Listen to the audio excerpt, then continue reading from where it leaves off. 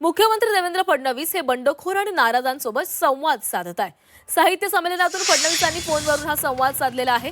तर आज अर्ज मागे घेण्याचा शेवटचा दिवस आहे, त्यामुळे भाजपमधील बंडखोरांना आणि नाराजांना समजवण्याचे प्रयत्न सुरू आहेत। स्वतः मुख्यमंत्री देवेंद्र फडणवीसांनी यामध्ये पुढाकार घेतला आणि ते बंडखोर आणि नाराजांसोबत संवाद साधत आहेत। साहित्य संमेलनाच्या उद्घाटनासाठी ते साताऱ्यामध्ये होते आणि त्याच दरम्यान त्यांनी फोनवरून काहींशी संवादही साधला।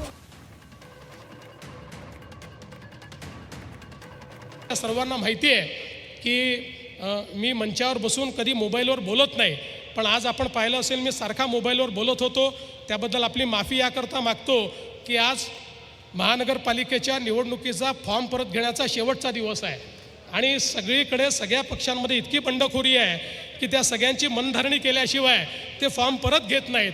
त्यामुळे तुम्ही या ठिकाणी सगळे लोक भाषण करत असताना मधून जे मी बोलत होतो त्या कार्यकर्त्यांना विनंती करत होतो, अरे बाबा फॉर्म परत घे।